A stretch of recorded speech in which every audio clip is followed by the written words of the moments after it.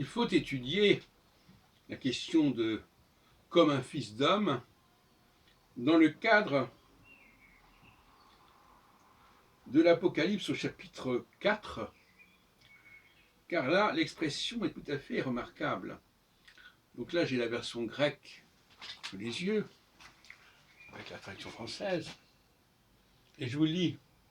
Et le premier être vivant ressemble à un lion, le second être vivant ressemble à un jeune taureau, le troisième être vivant a le visage comme celui d'un homme, le quatrième être vivant ressemble à un aigle qui vole.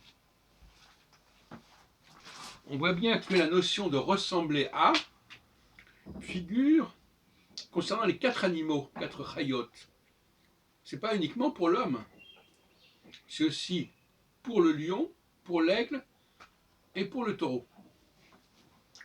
Donc là, on a la clé du système. On se dit, mais pourquoi c'est marqué ça ressemble à, ça ressemble à? Le seul endroit où on trouve cette notion de ressemblance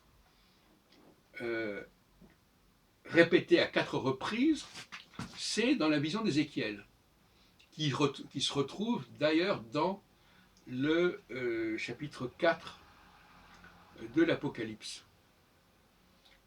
Et ce qui est intéressant, c'est que quand on regarde le texte hébraïque d'Ézéchiel, évidemment, on retrouve la forme Adam. À ce moment-là, c'est Adam qui est étudié, c'est pas le mot homme qui apparaît, c'est le mot Adam.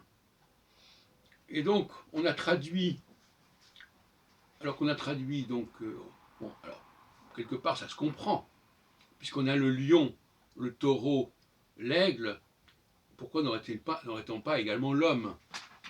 Mais j'ai la faiblesse de croire que s'il est question d'Adam, c'est qu'il s'agit d'une humanité particulière, l'humanité adamique. Cette humanité adamique avait des particularités. Elle est, comme son nom l'indique d'ailleurs, marquée par la couleur rouge des cheveux probablement, à l'instar d'un Ésaü qui était de couleur rouge.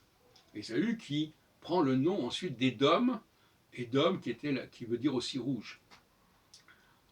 Donc on a cette grande question de savoir si Adam désigne l'ensemble de l'humanité, et donc à ce moment-là on pourrait traduire par anthropos, comme il est écrit dans le texte grec, ou bien une humanité spécifique qui est la humanité judaïque, et à ce moment-là c'est tout à fait autre chose.